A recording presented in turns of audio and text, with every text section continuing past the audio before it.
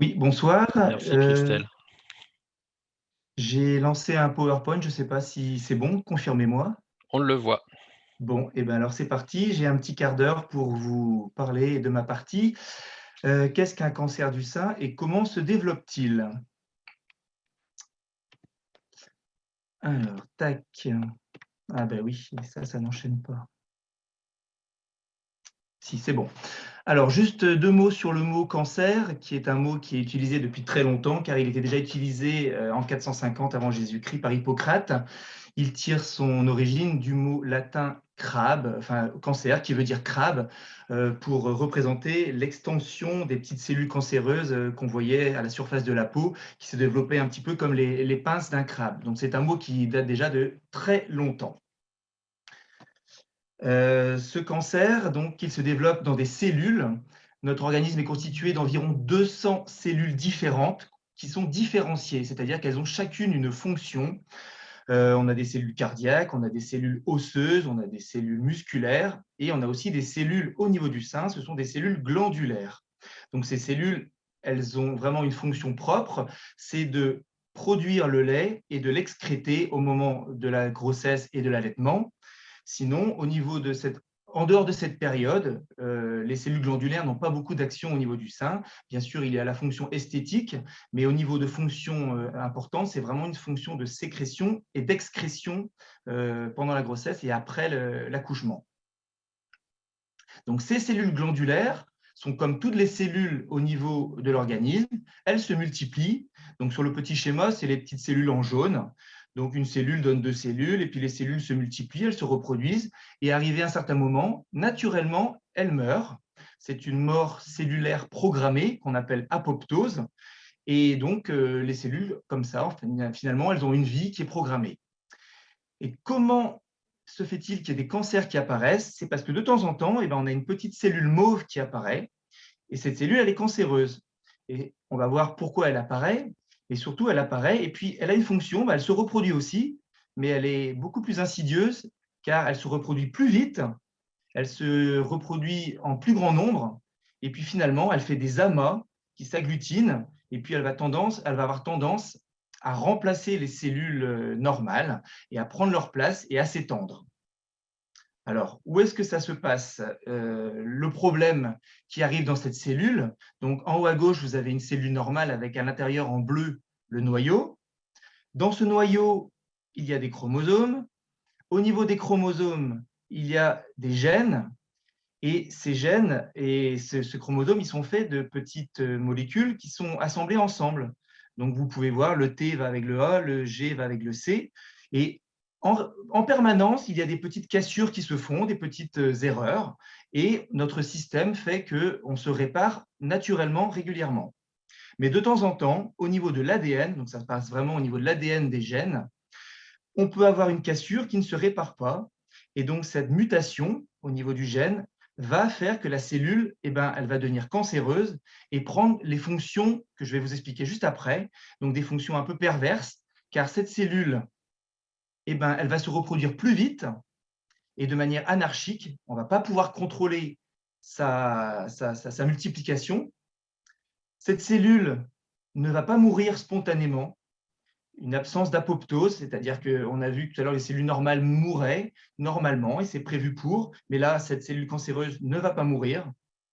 Elle va devenir indépendante, indifférenciée, c'est-à-dire qu'au lieu de devenir une cellule glandulaire qu'on peut reconnaître par sa fonction et puis par sa structure au microscope, elle va finalement devenir presque neutre. Et c'est-à-dire qu'on va des fois avoir des cellules qu'on va trouver par exemple au niveau du poumon et on ne saura pas dire si c'est une cellule pulmonaire ou une cellule d'origine du sein parce que cette cellule deviendra indépendante, elle deviendra indifférenciée. Et ça, c'est une caractéristique importante parce qu'on ne peut plus la reconnaître. Et puis, elle va vivre par elle-même, elle va créer sa propre vascularisation, qu'on appelle l'angiogénèse, c'est-à-dire qu'elle va elle-même réussir à se nourrir avec du sang, avec des minéraux, elle va se devenir autonome. Et donc, vous voyez qu'elle elle se suit bien à elle-même, elle arrive à vivre indépendamment des autres cellules. Et toutes ces caractéristiques font que cette cellule cancéreuse, finalement, elle est dure à combattre. Alors, toutes ces caractéristiques font qu'il y a des pistes de combat. On voit par exemple, si elle se reproduit vite, eh ben, on va essayer de trouver des traitements qui vont détruire les cellules qui se reproduisent vite. On voit qu'elle crée sa vascularisation. Si on peut trouver des médicaments qui combattent l'angiogénèse, ça sera des pistes de recherche pour combattre ces cellules cancéreuses. Mais vous voyez qu'elle a pris une caractéristique vraiment indépendante, et c'est vraiment là le problème de la cellule cancéreuse dans le sein, mais ailleurs aussi. Donc voilà pour ces cellules cancéreuses, leurs caractéristiques, et ça vient au départ d'une mutation au niveau d'un gène. Donc ça vient vraiment en profondeur de la cellule. Dans le cancer du sein, il y a différents types de cancers. Vous avez ici une coupe d'un sein. Vous avez en mauve la structure du sein. Tout ce qui est en jaune, c'est de la graisse. En mauve, c'est de la glande, donc des cellules glandulaires. Les petits ronds, ce sont des cellules lobulaires, c'est elles qui produisent le lait. Et puis, les petits canaux à côté, ce sont des cellules canalaires qui, elles, le transmettent vers le mamelon pour pouvoir l'excrétion. Donc, on a deux types de cancers au niveau du cancer du sein. Les cancers lobulaires, qui peuvent se former au niveau des lobules et qui auront des caractéristiques particulières au niveau du sein, et des carcinomes qui vont être canalaires. Donc là, c'est plus au niveau des canaux. Donc, on a vraiment deux endroits particuliers dans le sein où le cancer peut se développer. Mais ça sera toujours au niveau des cellules, ça ne sera pas dans la graisse. Et puis, on a aussi, et ça c'est important, des cancers qui vont être uniquement dans les canaux ou dans les lobules. Ces cancers, on les appelle in situ. Donc, c'est surtout le petit schéma à droite qui est important. On voit tout en bas à droite un lobule qui est normal, donc la cavité à l'intérieur est vide. Lorsqu'on a un cancer in situ, on voit qu'il y a un envahissement par des cellules cancéreuses dans le canal ou dans le lobule, mais la membrane n'est pas franchie. Donc le cancer reste localisé dans le sein.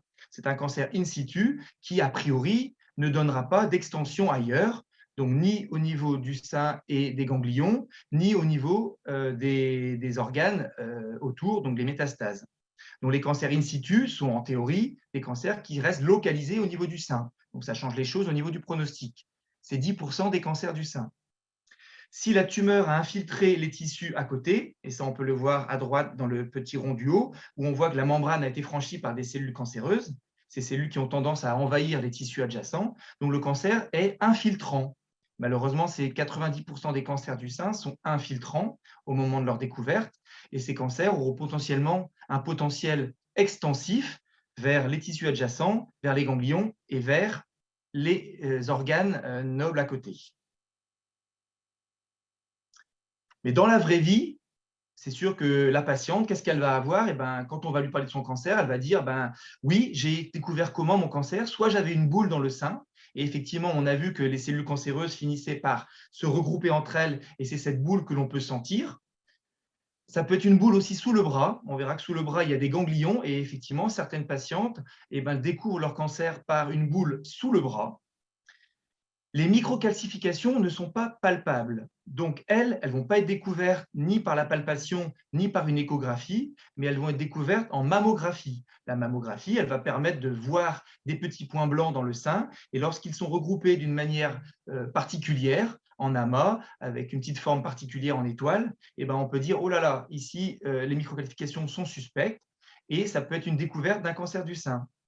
Mais ça peut être également une découverte lorsqu'on a le mamelon qui se rétracte, car on a vu que si les cellules cancéreuses sont derrière le mamelon, elles vont avoir tendance à se regrouper, à tirer les tissus vers le cancer, et donc le mamelon il peut se rétracter. Donc un mamelon qui change de forme, ça peut être une découverte pour une patiente. L'écoulement mamelonaire peut être également un signe qui va faire que la patiente va suspecter quelque chose d'anormal, en particulier si c'est d'un côté. Découvrir un cancer dans les deux seins en même temps, c'est très rare. Donc, si d'un côté, il y a un écoulement et pas de l'autre, ça peut être un élément qui peut faire suspecter un cancer.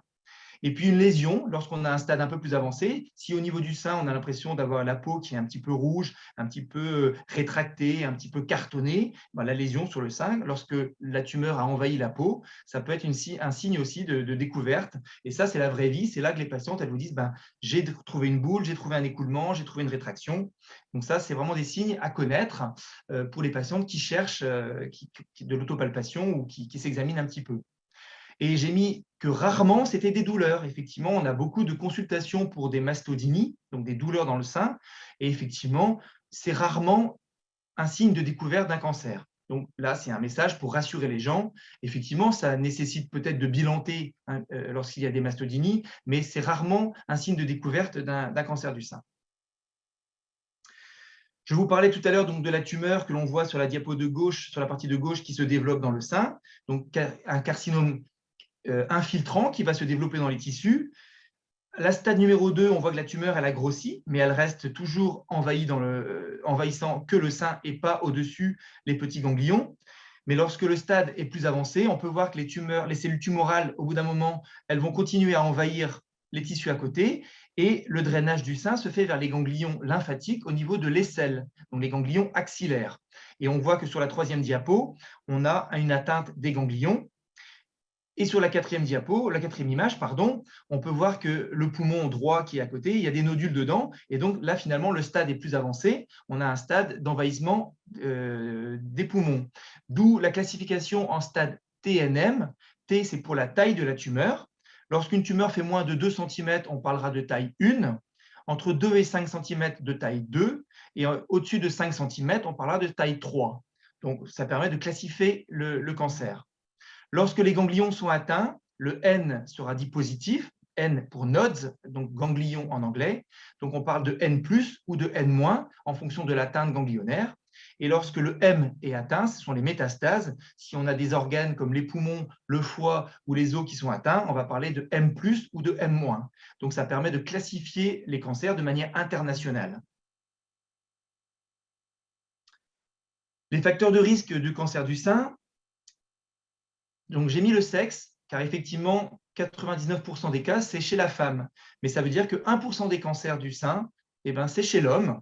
Et effectivement, on peut avoir des hommes en consultation qui ont découvert une boule dans leur sein. Et effectivement, on a des cancers du sein chez l'homme. L'âge moyen de découverte, c'est 65 ans. Mais vous verrez tout à l'heure qu'on peut avoir des âges très avancés ou très tardifs. Le fait d'avoir eu déjà un cancer du sein ou d'avoir eu une irradiation pour un lymphome ou pour autre chose peut effectivement être un facteur de risque d'un autre cancer du sein, car on voit que ça peut faire des cassures au niveau de l'ADN et donc provoquer ces cancers, car tout part donc de l'ADN. Lorsqu'on a dans la famille des cancers du sein, effectivement, on a plus de risques aussi d'avoir des cancers du sein, et donc on a des recherches génétiques qui sont possibles avec des gènes. Ça y est, on connaît quelques gènes qui, lorsqu'ils sont mutés, peuvent provoquer des cancers du sein. On a le gène BRCA, donc BR c'est pour breast, qui veut dire sein en anglais, CA c'est pour cancer, donc cancer en anglais, et puis on a 2 gènes connus, le gène BRCA1 et BRCA2, et le gène PALB2. On sait que lorsqu'on a des mutations sur ces gènes, là on a vraiment des facteurs de risque importants de développer un cancer.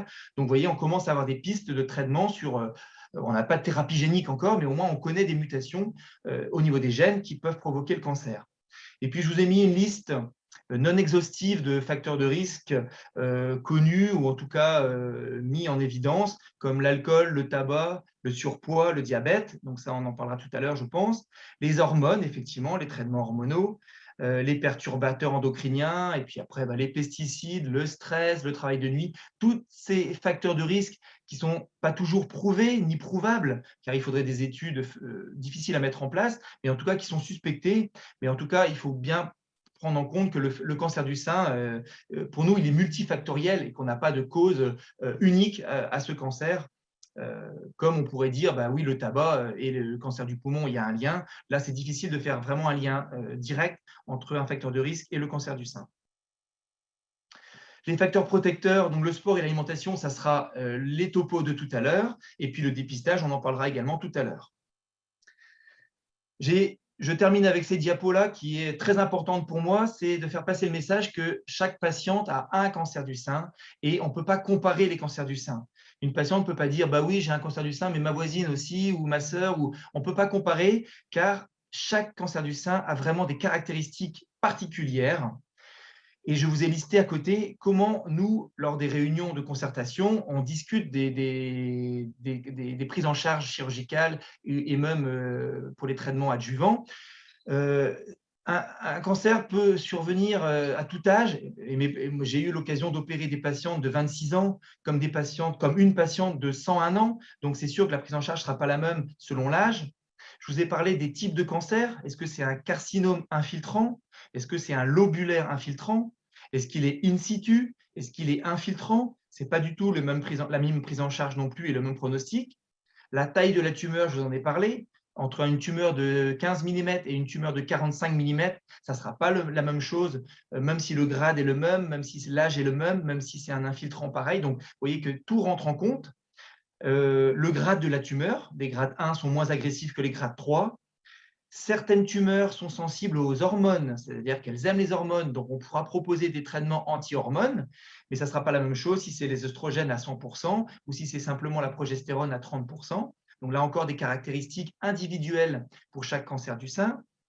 Il y a une protéine qui est exprimée par certains cancers, qui est le HER2. Eh ben, on a des traitements spécifiques pour ces cancers-là. C'est un traitement par Herceptine. Et donc là, vraiment, on a une thérapie ciblée sur ces cancers qui expriment le HER2. Le Ki-67 est aussi un indice de prolifération qui peut être à 5% dans certains cancers et qui peut être à 80% dans d'autres. Donc l'agressivité n'est pas la même. Les emboles vasculaires sont aussi notés, c'est-à-dire est-ce que les petits vaisseaux autour de la tumeur sont envahis? C'est un facteur pronostic pour l'envahissement des ganglions et des organes à côté. Et puis donc voilà, je vous ai dit l'atteinte ganglionnaire, positive ou pas, et les autres organes à côté. Donc c'est vraiment un message que je veux faire passer, c'est qu'on ne peut pas comparer un cancer du sein, et ce n'est pas parce qu'on a deux patients du même âge avec deux cancers pareils, de même taille, qu'elles auront le même traitement, parce qu'il y a vraiment de multiples facteurs qui rentrent en compte dans la prise en charge chirurgicale et après pour chimio, hormonothérapie ou radiothérapie. Je voulais conclure sur les chiffres, mais ça a déjà été dit en première intention. Donc, 60 000 nouveaux cas par an en France. Une femme sur 8, malheureusement, sera touchée par le cancer du sein. C'est la première cause de décès par cancer en France, on l'a dit tout à l'heure. Et le dépistage, on va en parler tout à l'heure, donc entre 50 et 74 ans, parce que c'est dans cette tranche d'âge qu'on va trouver 80% des cancers du sein.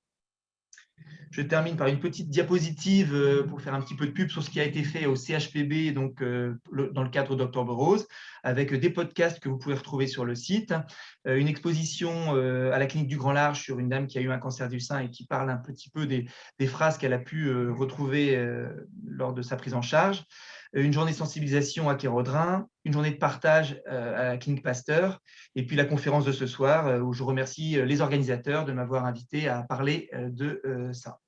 Je vous remercie pour votre attention. Bonne soirée tout le monde et à tout à l'heure peut-être. Merci, Dr Pape, pour cette présentation. En plus, vous avez fait toutes les transitions, donc comme ça, c'est plus facile. Merci et puis, pour vous rappeler aussi que vous avez la possibilité, vous spectateurs, de poser vos questions à nos intervenants via le module de questions-réponses, en bas de votre écran. Nos intervenants y répondront en fin de séance. Second focus de cette soirée, cette fois-ci lié à la prévention. Le docteur Pape vient d'en parler. Olivier Rabin, je commence par vous. L'activité physique est un des facteurs de prévention de ce cancer, c'est bien ça?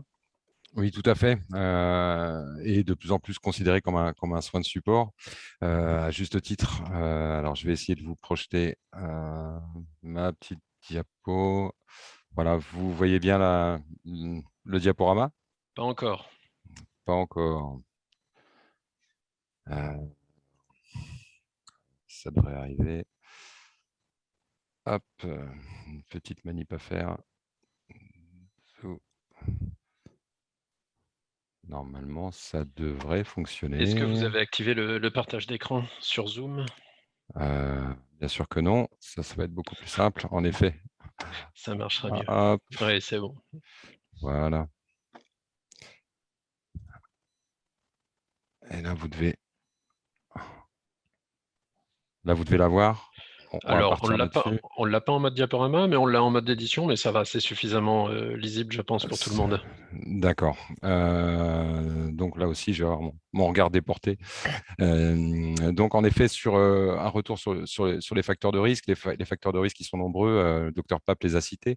Parmi ceux sur lesquels on peut agir, évidemment, il y a l'activité physique. On voit qu'elle est près d'1%. En fait, le manque d'activité quotidienne en fait, est à peu près à 1%. Mais il y a d'autres d'autres facteurs de risque sur lesquels on peut jouer, puisqu'on sait que l'activité physique va modifier la composition corporelle, va faire baisser le taux de masse grasse et donc le problème d'obésité, éventuellement indirectement celui de l'alimentation et puis et d'hygiène de vie de manière générale, comme la consommation d'alcool ou de tabac. Donc potentiellement, là, on a un levier pour agir très clairement sur ces facteurs de risque. Il convient d'abord de faire la distinction entre sport et activité physique. Souvent on dit je ne fais pas de sport, donc je ne fais pas d'activité physique. Pas du tout. L'activité physique, c'est la somme de dépenses énergétiques que vous allez avoir tout au long de la journée. Donc, que ce soit dans vos tâches quotidiennes, ménagères, professionnelles, domestiques. Voilà, monter les escaliers, sortir à vélo, ne pas prendre sa voiture pour aller au travail en font partie, par exemple. Donc, on voit qu'il y a près de 3000 nouveaux cas de cancer par an qui seraient dus à l'insuffisance d'activité physique. Donc, c'est relativement considérable.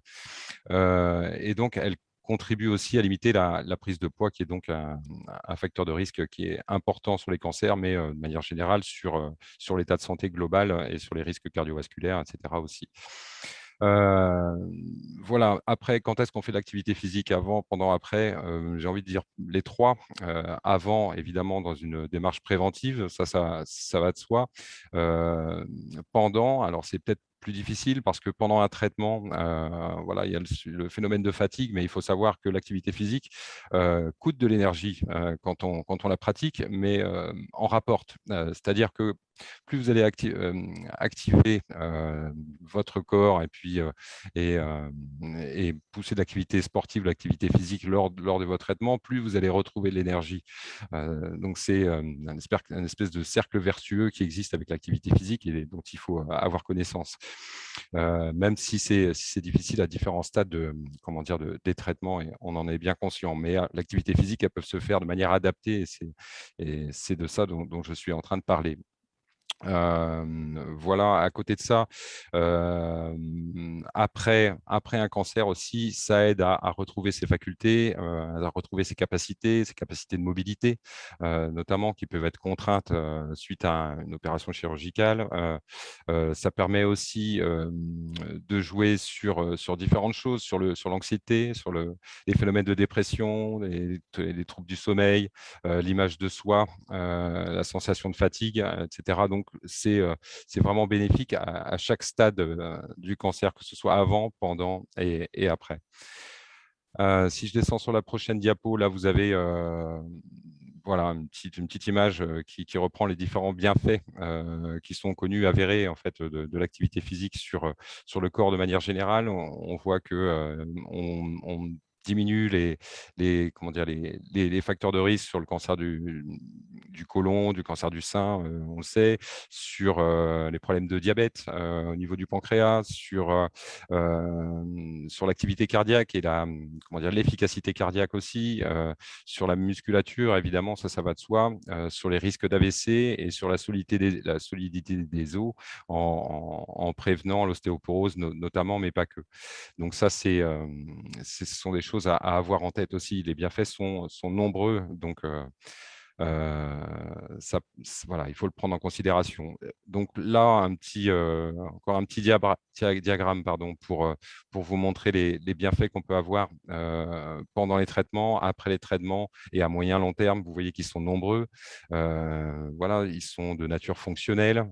Donc, par exemple, on retrouve l'augmentation ou le maintien de la force musculaire, d'une tonicité musculaire, donc une diminution du poids et de la composition et de la meilleure composition corporelle. Des douleurs articulaires qui sont moindres, hein. Souvent, on entendait pendant longtemps en fait qu'à partir du moment où on a mal ici, on a mal là, il ne faut plus faire de sport, il faut rester dans son canapé. Le plus grand risque aujourd'hui, je pense que c'est reconnu par une majorité de médecins, c'est l'inactivité, clairement. Donc l'activité, en fait, elle va être là pour entretenir les articulations, entretenir les os, entretenir le système cardiovasculaire, cardio-respiratoire. Donc voilà, ce sont des choses avérées. Donc voilà, le plus grand risque, c'est bien de rester dans son canapé.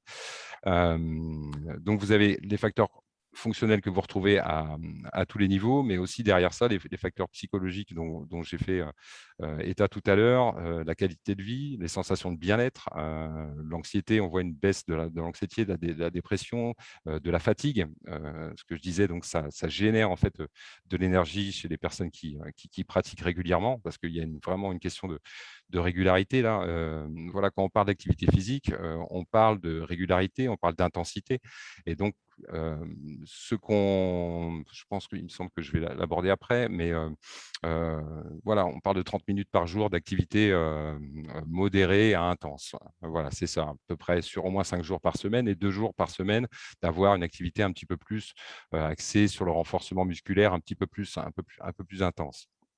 Voilà, ce sont les génériques aujourd'hui que l'on prévoit.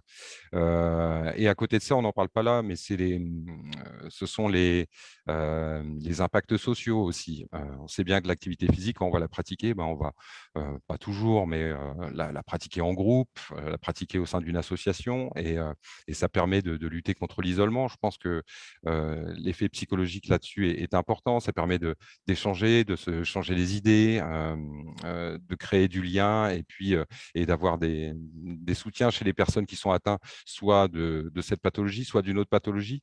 Donc voilà, il y a des lieux qui proposent des activités physiques adaptées pour les publics, soit dans une situation d'entre-soi, ou soit dans une mixité en fait de maladies chroniques. Mais ça, je pourrais vous en parler un tout petit peu après.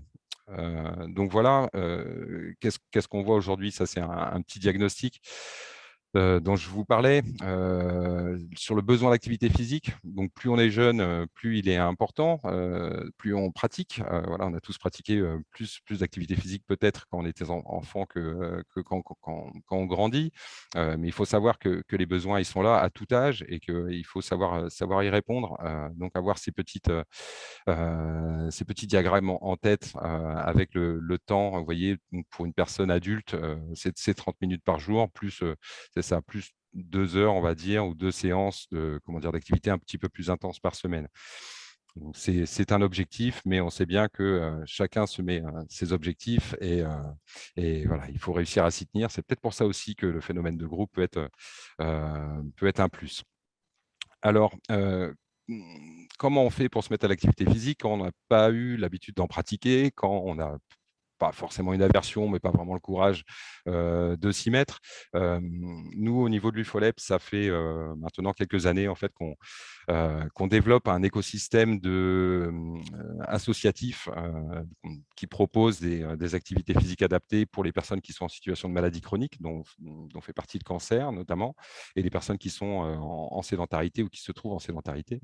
Et donc, maintenant, on a créé ce qu'on appelle les UFO 3S, et notamment à la clinique de Kéraudrin, on a une antenne. Donc, c'est quoi les UFO 3S? Ce sont des espaces sport santé. C'est-à-dire que ce sont des espaces qui vont pouvoir vous accueillir individuellement, qui sont encadrés par des coachs des coachs en activité physique adaptée, et qui vont vous proposer une évaluation de base au départ. On va regarder les différents aspects, donc les différents aspects physiques, psychiques et sociaux, donc par le biais de questionnaires, par le biais de tests d'évaluation physique. Et donc, ils vont avoir pour objectif de mettre un cadre de départ en disant, ben voilà, aujourd'hui, vous en êtes là. Quelle est votre appétence en termes d'activité physique? Peut-être qu'il y a une activité physique qui vous plaît, parce que je pense que le plaisir aussi là-dedans est une clé importante. Où est-ce que vous habitez? Et ben, à côté de vous, il y a une association qui propose de l'activité physique adaptée, donc en groupe restreint avec une prise en charge spécifique. Et donc, on se propose de vous accompagner sur une année entière, c'est-à-dire que voilà, on vous accueille lors d'un premier bilan. on essaye de faire en sorte de vous trouver une activité physique qui vous corresponde et on vous adresse, entre guillemets, soit on vous propose de l'activité sur place, soit on vous adresse vers une association sportive qui propose ce type d'activité. Et derrière, tous les 3 mois, on vous donne rendez-vous pour refaire ces tests-là et puis voir qu'est-ce qui va bien, qu'est-ce qui ne va pas. Éventuellement, s'il y a quelque chose qui bloque, si vous avez des difficultés, et ben, on essaie de les résoudre ensemble. Et si on voit que ça va mieux, et ben voilà, on remet une pièce dans la machine à motivation et puis on y va, quoi. Voilà, donc c'est vraiment un levier, je pense, qui est enfin, ce suivi est entièrement gratuit. Alors après, il y a différentes prises en charge pour les différents types de publics. Vous voyez qu'on accueille les publics qui sont résidents en quartier politique de la ville, quartier prioritaire de la ville. Donc là, c'est notamment sur la ville de Brest, il y en a quelques-uns. Les publics qui sont bénéficiaires du RSA. Donc là, on a des prises en charge qui sont assez fortes avec un reste à charge qui est vraiment minime pour les personnes. Donc, on élimine les freins à la pratique. Et derrière, donc, on a un accueil aussi pour les publics qui sont atteints d'affections longue durée, dont le cancer, comme je le disais. Alors, ensuite, une petite présentation, voilà, où est-ce que sont ces espaces? Nous en avons 3, un qui est, qui est directement au sein des locaux de la clinique de Kéraudrin, donc c'est par le biais d'un partenariat et d'une convention forte en fait avec la clinique de Kéraudrin et le CHP Brest de manière générale qu'on a développé cette activité. Voilà, mais on en a 2 autres aussi qui sont en quartier politique de la ville pour les personnes qui sont les habitants qui ont besoin d'activités proches de chez eux aussi, au sein de ces quartiers-là, donc soit au PL Lambézélec, soit au PL Recouvrance. Donc, ce qui s'y passe, c'est ce que je vous ai décrit, un entretien individualisé en premier lieu. Ensuite, on vous oriente en fonction des limitations fonctionnelles, des appétences, de la situation géographique vers une structure qui est labellisée sport, santé, bien-être. Voilà, il faut savoir que l'ARS, ça fait plus de 10 ans qu'elle travaille à construire et à accompagner des associations pour développer des sections dédiées à ces publics. Et derrière, voilà, on peut vous prendre en charge en proposant des séances hebdomadaires de proximité en groupe restreint, donc encadré par un éducateur sportif qui est spécialement formé. Et enfin, derrière, ce sont des lieux aussi où on va faire de l'information parce qu'on sait que c'est pas l'activité physique, c'est un aspect, mais d'autres choses vont de pair, comme les questions d'hygiène de vie, de sommeil, de nutrition, d'alimentation et de remobilisation personnelle et professionnelle, parce qu'on peut aller jusque-là selon le type de public qu'on accueille. Et donc, derrière, on vous suit pendant 1 an avec des bilans trimestriels. Voilà, alors comment est-ce qu'on en profite de ça? Eh ben, on a un site internet qui est assez récent, donc on peut trouver à sport-santé-29.org et qui vous permet très, très facilement, en 2 clics, de prendre un rendez-vous avec notre éducateur sportif, dont j'ai mis le numéro de portable aussi parce que ça fonctionne comme ça, et qui se propose de vous accueillir et de vous orienter en toute bienveillance. Voilà, il n'y a pas de jugement. On est là non pas pour faire des champions olympiques pour Paris 2024, mais bien pour vous accueillir tel que vous êtes et partir de là où vous en êtes pour aller vers le mieux. Voilà. J'espère avoir été exhaustif. Si vous avez des questions, vous n'hésitez pas. Il me semble que la zone de texte, la zone de saisie est là pour ça. Voilà, je vous remercie. Merci Olivier Rabin. Docteur Lise Pagnet, je vais vous passer tout de suite la parole. En tant que nutritionniste, quel rôle joue l'alimentation dans la prévention du cancer du sein? Hop. Alors, je ne sais pas si vous voyez mon diapo. On le voit. C'est vrai? Oui, du premier coup. Ouais. Donc moi, en tant que nutritionniste, pour répondre à votre question, voilà, la prise en charge du patient atteint de cancer, ça fait partie d'une de notre mission première. L'intérêt de préserver l'état nutritionnel et la masse musculaire maintenant est indéniable et reconnu. Donc voilà, c'est pour répondre à votre question. Et là, je vais démarrer un peu le topo où j'ai essayé de centrer vraiment sur des recommandations envers l'alimentation, même si en nutrition, on ne réfléchit pas du tout que envers l'alimentation, mais de façon plus globale pour estimer finalement la composition corporelle des patients. Je me suis basée, vous voyez là, ça passe? C'est bon? Ouais. Je me suis basée sur différents rapports d'expertise, essentiellement sur un rapport NACRE et INCa qui est sorti, donc qui a été publié il n'y a pas longtemps. Et je vous ai cité également plusieurs experts qui ont participé à l'élaboration de ces recommandations. Pour que vous compreniez bien un petit peu toute la difficulté à élaborer des recommandations, on émet des niveaux de preuve en fait par rapport à certaines recommandations. Et en alimentation, les niveaux de preuve sont jamais très forts en fait, parce que c'est très très compliqué sur le plan méthodologique de faire un lien très clair entre la consommation de tel aliment et telle pathologie. Donc, vous verrez que les différentes recommandations vont du niveau de preuve non convaincant, où là, on ne peut pas faire de lien, au niveau de preuve convaincant. Alors, excusez-moi. Donc, tout d'abord, j'ai différencié en prévention primaire de la prévention secondaire. Donc, en prévention primaire, donc là, on parle plus d'une population, puisque voilà, les patients ne sont pas malades. Donc, l'enjeu, je vais passer rapidement parce que ça a été bien décrit par le docteur Pape, mais il faut bien comprendre qu'il y a quand même 20% des cancers chez la femme, donc pas que du sein, mais en tout cas qui pourraient être évités grâce à la prévention nutritionnelle. Et encore une fois, quand on parle de prévention nutritionnelle, on ne parle pas que de l'alimentation. Je vais y arriver.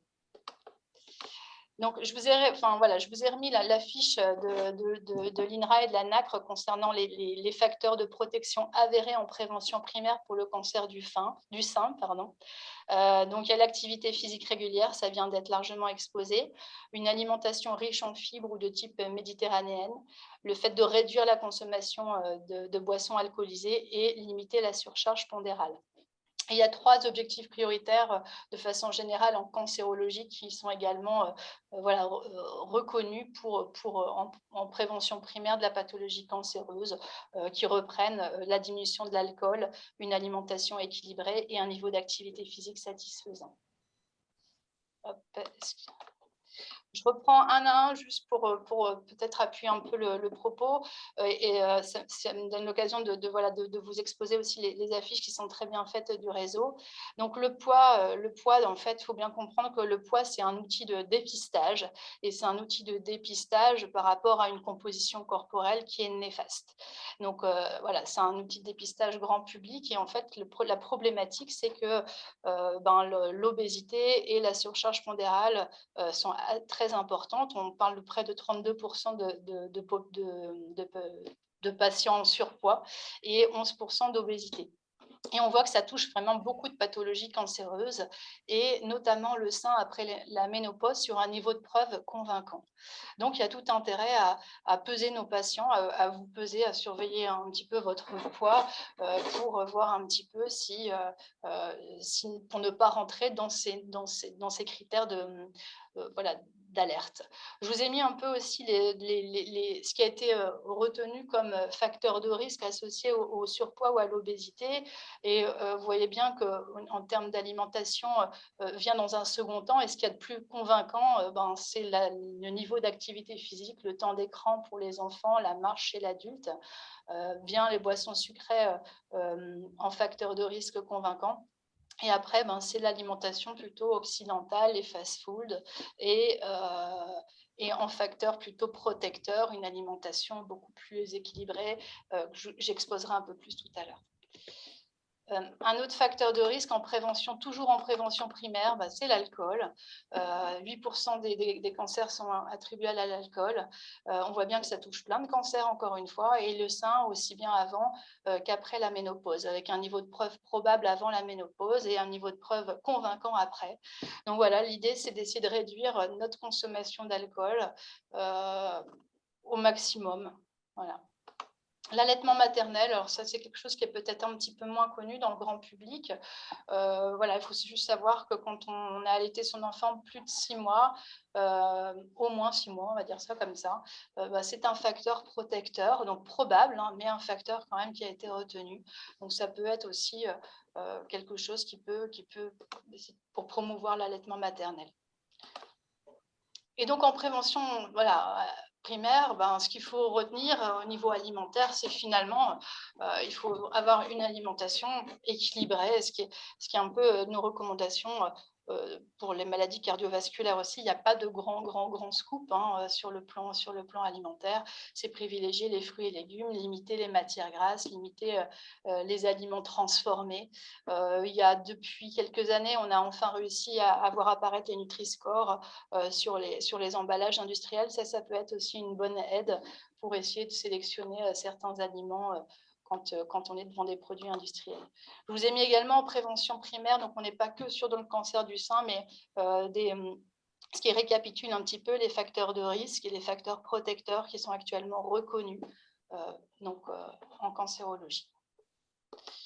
Je vais basculer sur la prévention secondaire. Donc là, on n'est plus dans le même profil, hein, on n'est plus dans la terme de population, mais on parle bien de patients puisqu'ils sont atteints de cancer.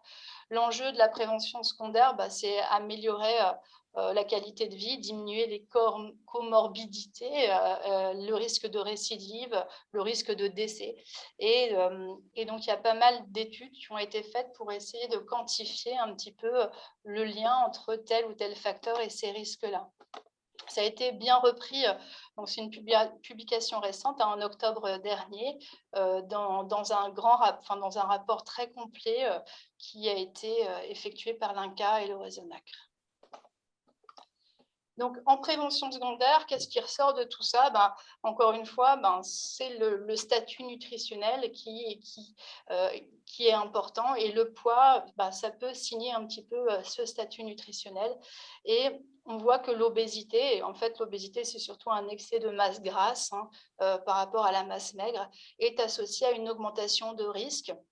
Alors, toujours par des niveaux de preuve qui sont certes pas très importants, mais ça ressort en tout cas dans les études.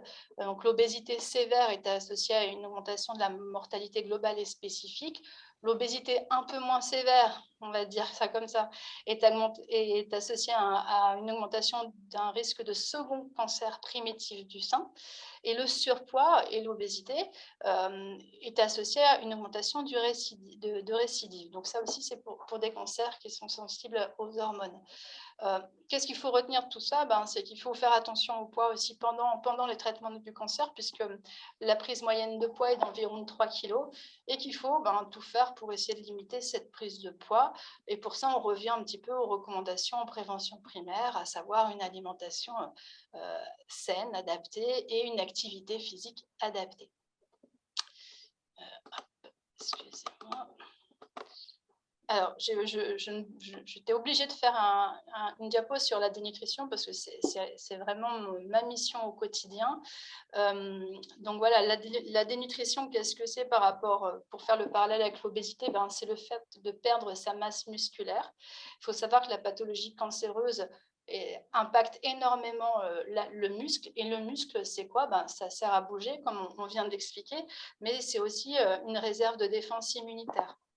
Et donc, quand les patients perdent leur masse musculaire, ils deviennent plus fragiles, en fait, en général, et tous les traitements deviennent beaucoup plus toxiques, avec une mauvaise tolérance de la chimiothérapie et autres.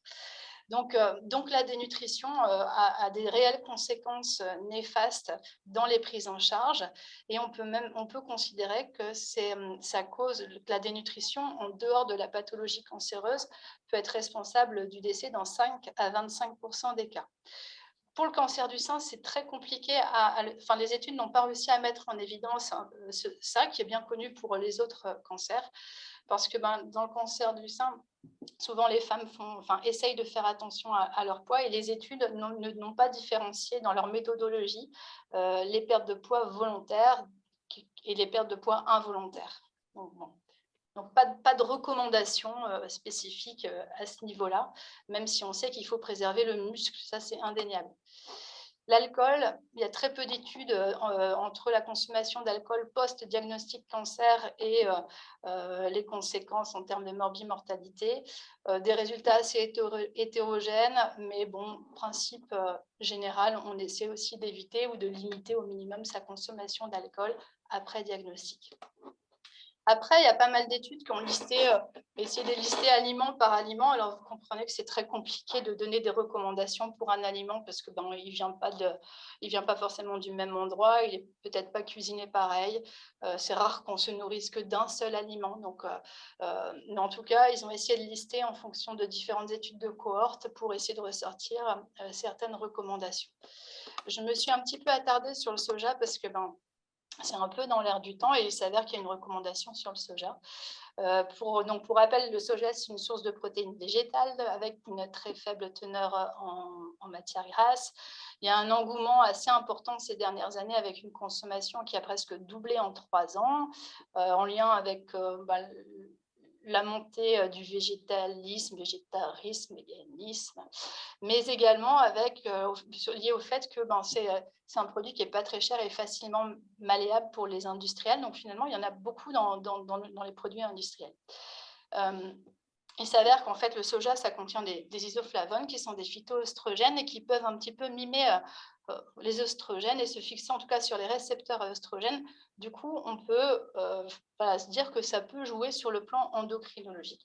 Et on sait que les cancers du sein sont sensibles aux hormones. Donc, l'idée, la question, c'était est-ce que la consommation de soja peut influencer sur le traitement du cancer ou l'arrivée d'un cancer. En Asie, il faut juste savoir que le soja est consommé depuis plus de 2000 ans. Et que c'est vrai que les études d'observation, en épidémiologie, on voit qu'il y a beaucoup moins de cancer du sein chez les patientes asiatiques. Ça n'a jamais été montré l'association entre soja et apparition de cancer du sein n'a jamais pu être montrée en Europe ou en Amérique du Nord. Encore une fois, en Asie, c'est une consommation de soja traditionnelle, ce n'est pas du tout le soja qu'on consomme ici. Bref, il n'y a pas trop de recommandations en prévention primaire pour le soja.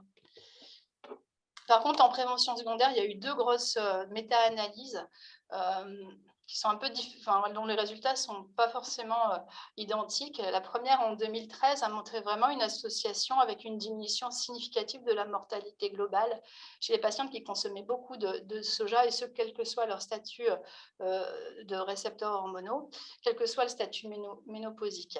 Et on voyait également une diminution du risque de récidive. Donc là, on est plutôt assez intéressé par cette histoire. Et en fait, en 2018, une autre étude qui, au contraire, elle ne montre pas de relation entre la consommation de soja et la mortalité globale. Ce qui fait qu'il y a un rapport d'expertise publié en 2018 qui dit qu'il n'y a pas de relation. Et en fait, dans le rapport de l'ANCA, là récent, où ils ont bien relu un petit peu tout ça, ils considèrent quand même que cette méta-analyse de 2013 a de l'importance et ils considèrent qu'on peut conseiller, donc vous voyez, ces niveaux de preuve suggérés, encore une fois, on y va vraiment mollo, la consommation de soja peut être associée à une diminution du risque de récidive chez certaines femmes. Là, on en vient à ce que disait le docteur Pape, chaque cancer est différent et c'est très compliqué de dire, une recommandation est uniforme, universelle. Un petit bémol pour les compléments alimentaires à base de soja. Là, pour le coup, il y a eu une étude française qui a observé une association entre cette consommation de compléments alimentaires, où là, les doses de soja sont très importantes, et la survenue de cancer du sein. Et d'autant plus que les patientes avaient des antécédents de cancer du sein. Donc là, pour le coup, il y a une recommandation de ne pas consommer ces compléments alimentaires comprenant du soja.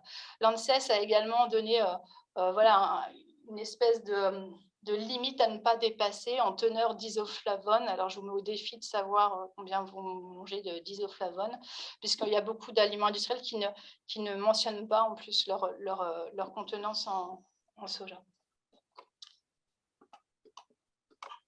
Les aliments, donc je reviens à ma liste d'aliments du départ. Donc là, je me suis vraiment attardée sur le soja et là, je vais lister un petit peu plus vite le reste des aliments. Les fruits et légumes, pour l'instant, il n'y a pas d'association significative qui a été montrée. Par contre, on a bien parlé du poids, de la composition corporelle et que l'alimentation équilibrée doit comporter forcément des fruits et légumes. Par contre, les fibres, justement, ont montré quand même, elles, une réduction de la mortalité globale avec un niveau de preuve probable. Ça, c'est une recommandation de 2018, mais voilà, on peut considérer qu'on peut conseiller nos patients à enrichir leur alimentation en fibres. Pour ce qui est de la viande, pas d'association retrouvée. Idem pour les poissons et les oméga 3. Les oméga 3, il y a pas mal d'études qui sembleraient montrer quand même qu'une consommation importante pourrait être intéressante. Il faut que ce soit confirmé. Je mets tout ça au conditionnel parce qu'encore une fois, c'est compliqué. Les produits laitiers, en fait, c'est plutôt la matière grasse qui compte parce que quand il y a des produits laitiers riches en matière grasse, beurre, fromage, c'est plutôt associé à une augmentation de la mortalité globale et finalement, ce n'est pas quelque chose qu'on retrouve pour le lait, pour les yaourts, ou les choses comme ça. Produits animaliers, les protéines animales, ça ressemble à la viande, mais pas une très faible diminution du risque de récidive, mais ça ne permet pas de d'émettre des recommandations spécifiques.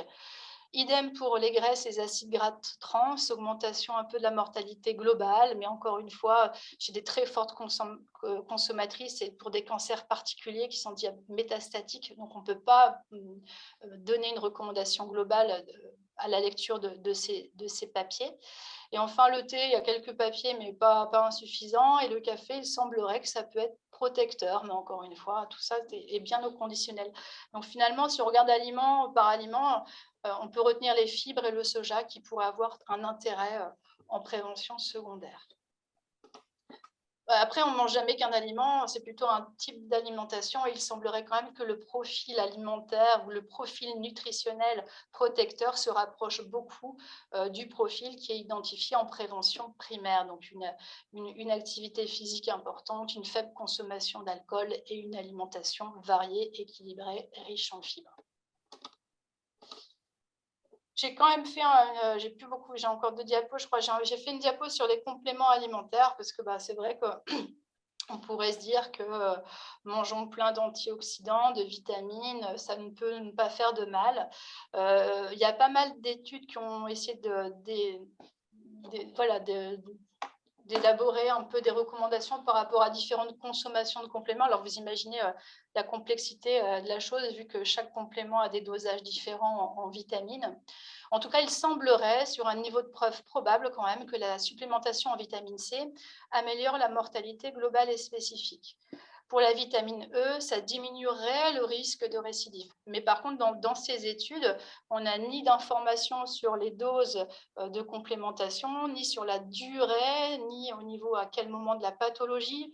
Donc, on ne peut pas, à partir de ces papiers, émettre une recommandation en population générale.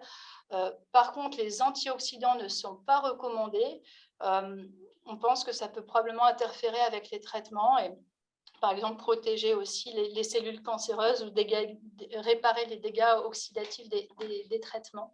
Donc, pour l'instant, pas d'automédication en complément alimentaire.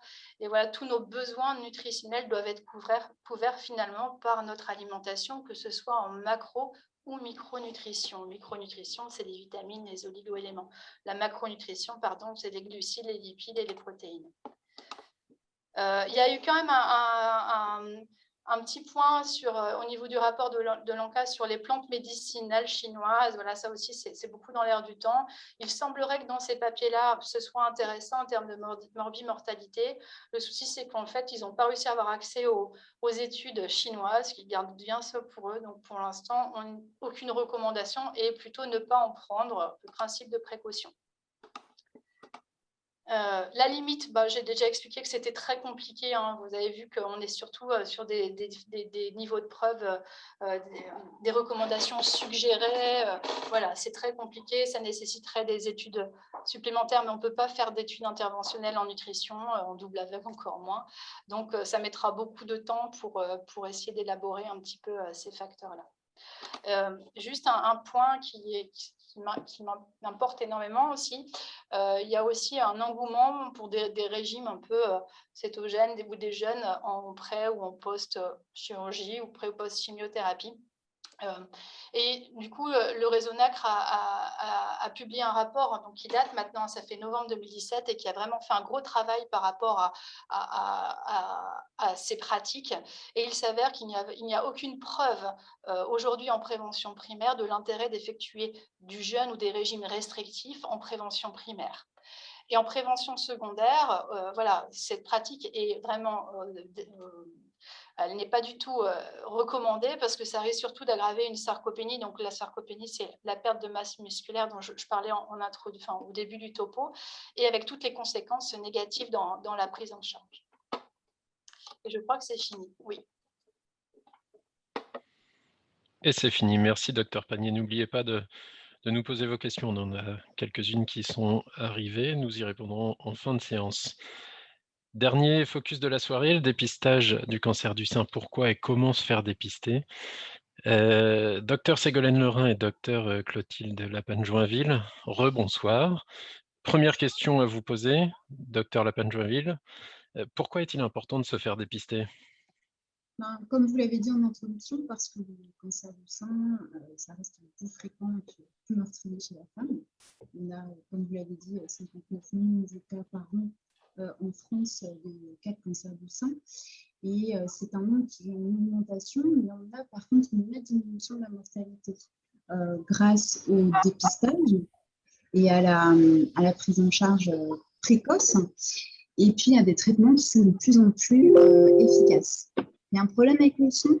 Ça y est, quand vous vous rapprochez, on vous entend mieux. D'accord. Alors, le principe du dépistage, c'est de dépister un cancer précocement avant l'apparition de symptômes.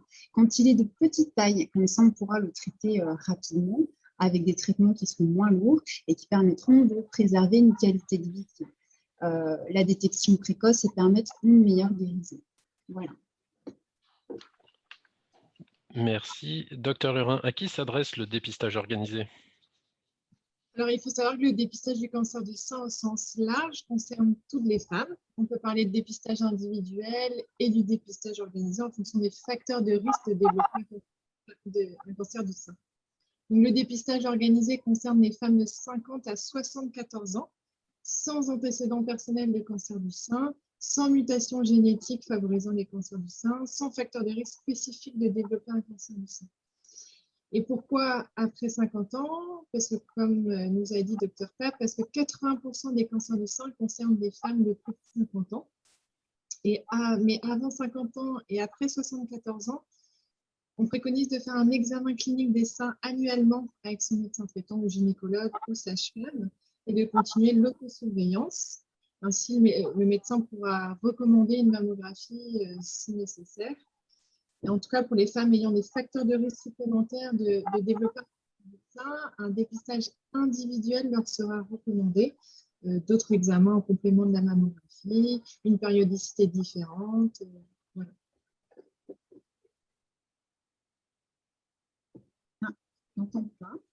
C'est mieux avec le son. Je disais donc en pratique, comment se déroule ce dépistage organisé?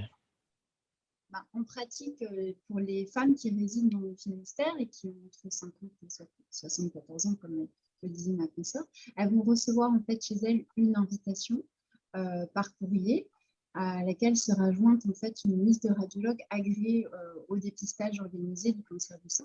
Donc, des radiologues qui ont reçu une formation spécifique. Donc, elles vont pouvoir, munies de cette invitation, se rendre dans le cabinet d'imagerie médicale de la liste jointe, et le radiologue va faire à ce moment-là un examen clinique des seins et puis une mammographie avec 2 clichés par sein. Cette mammographie, elle peut éventuellement être complétée par une échographie si besoin ou par d'autres examens qui seront pris en charge, eux, dans les conditions habituelles en fait, de remboursement. Par contre, la mammographie de dépistage, elle est prise à 100% en charge par les caisses d'assurance maladie sans avance de frais. Le radiologue, quand il aura fait les clichés, va les lire et en les comparant aux anciens clichés du dépistage précédent, si les clichés et l'examen clinique des seins sont normaux, en fait, ils vont être adressés à la structure, à l'antenne du Finistère ici, et ils vont être relus par un autre radiologue, un second lecteur, qui peut confirmer l'avis du radiologue, et à ce moment-là, on va dire que le dépistage est négatif. La femme du coup recevra chez elle les clichés, et puis elle sera réinvitée en fait à 2 ans de ce dépistage. Et puis le second lecteur peut demander éventuellement des clichés complémentaires. Et à ce moment-là, la patiente, la femme, sera recontactée par le radiologue. Donc, c'est vraiment important de se dire qu'on ne doit pas se faire dépister qu'une seule fois. Tout à fait. Donc, la mammographie de dépistage accompagnée de l'examen clinique des seins est à faire tous les 2 ans pour les femmes de 50 à 74 ans. Alors, pourquoi on parle de cet intervalle de 2 ans? Parce que les études ont montré que l'écart de 2 mammographies est un compromis qui présente des avantages de la détection précoce, mais ce qui limite les risques de cancer de l'intervalle. Donc, un cancer de l'intervalle, c'est un cancer entre 2 mammographies et limite aussi les risques de cancer radio-induit. Donc, il faut savoir que même si le dépistage par mammographie, examen clinique se fait tous les 2 ans, entre 50 et 74 ans, il faut faire aussi l'examen clinique des seins, donc une palpation par un professionnel de santé tous les ans pour toutes les femmes. Et une autosurveillance est recommandée tous les mois, également pour toutes les femmes. Si la mammographie de dépistage est positive, que faut-il faire concrètement? Alors du coup, si le radiologue que la femme a consulté pour son dépistage trouve une image à la mammographie de dépistage, il peut recommander éventuellement un suivi de cette image qui sera considérée probablement comme bénigne, mais qu'il vaut mieux surveiller. Alors à ce moment-là, il pourra recommander un contrôle par mammographie quelques mois après le dépistage. Et il peut aussi demander éventuellement des biopsies, des petits prélèvements qui vont permettre d'analyser les cellules et de savoir si c'est un cancer ou pas. Comment la population adhère à ce dépistage organisé? Les chiffres nous disent quoi? Alors, dans le Finistère, le taux de participation en 2019 était de 54,5%, alors qu'en 2020, il a baissé de 45%. Il faut savoir que le dépistage organisé du cancer du sein a pour objectif, défini dans le plan cancer, de 70% de participation d'ici 2025. C'est-à-dire qu'on voit une force du collectif, comme disait Dr Pape tout à l'heure, mais pour autant des chiffres de dépistage qui sont en dessous des attendus, c'est bien ça? Comment explique-t-on du coup ce faible taux de participation? La pandémie, je pense, un petit peu? La baisse importante entre 2019 et 2020 est expliquée effectivement par la pandémie de Covid qui a fortement impacté le nombre de dépistages réalisés. Parce qu'au premier confinement, les consignes n'étaient consultées qu'en cas d'urgence, parce que notre antenne a dû fermer, l'arrêt des envois d'invitation, et puis la reprise après le confinement. La reprise s'est faite après le confinement et a amélioré les délais de sont importants. Donc il faut en parler, il faut sensibiliser à ce dépistage. Pour conclure, quels messages essentiels vous voulez faire passer là en quelques mots? Alors, en message essentiel, déjà, c'est la qualité en fait, d'un programme qui est proposé au niveau du dépistage organisé. C'est quand même des radiologues qui sont formés au dépistage. On veut s'assurer de leur formation spécifique avec des appareils de mammographie qui sont aussi contrôlés. Les clichés passent en seconde lecture. On va vérifier la qualité de ces clichés, la qualité technique, et également on va relire les clichés qui sont jugés normaux par le premier lecteur. Et en message important également, si vous avez un dépistage à faire, il ne faut pas reporter vos rendez-vous malgré le contexte encore de pandémie. Et puis surveiller,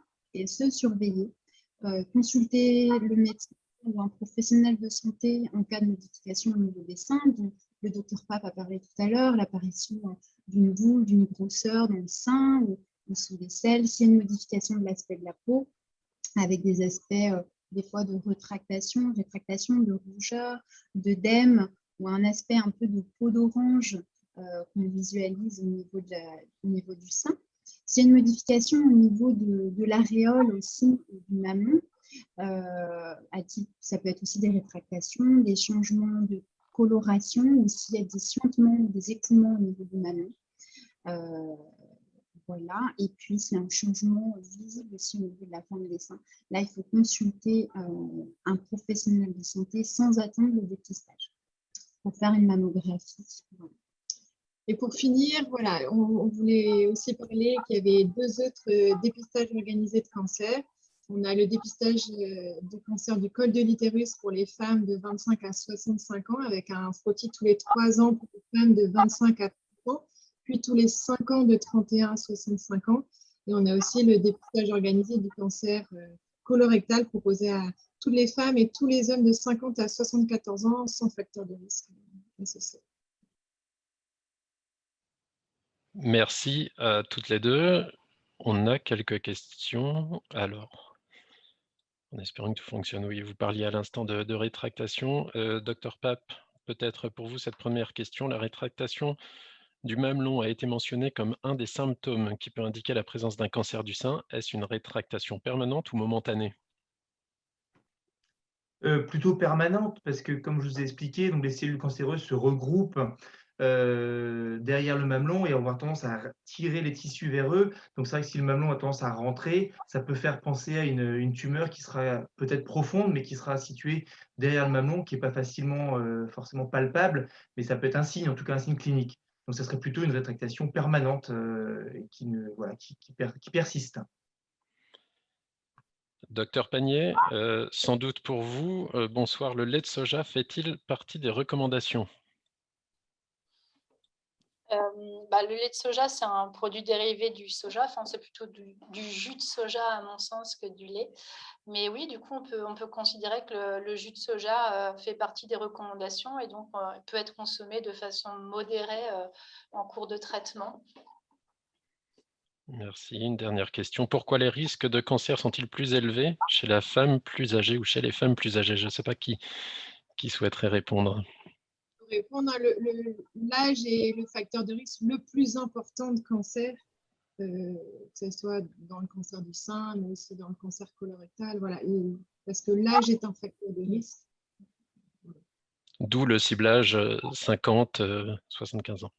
C'est ça. J'attends un petit peu pour voir s'il y a d'autres questions. Je crois que j'en ai pas oublié.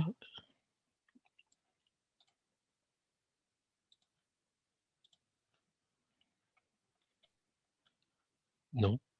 Écoutez, je vous propose de conclure. Ah si, une dernière. La perte d'équilibre peut-il être révélateur d'un cancer?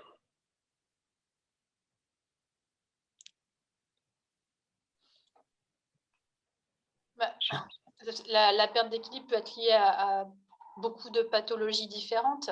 Elle peut révéler une pathologie ORL ou aussi peut-être un manque de masse musculaire qui peut être lié à plein de pathologies. C'est pas très significatif d'un cancer. Après, ça peut se voir au cours de la pathologie cancéreuse. Merci, docteur. Pas d'autres questions? Une fois, deux fois, trois fois. Merci. Du coup, merci à tous les intervenants ce soir pour avoir participé et animé ce webinaire d'information et de sensibilisation au dépistage du cancer du sein. Je crois qu'on n'a pas d'autres questions, donc on va pouvoir conclure. Je vous souhaite une bonne soirée à toutes et à tous. Merci, au revoir.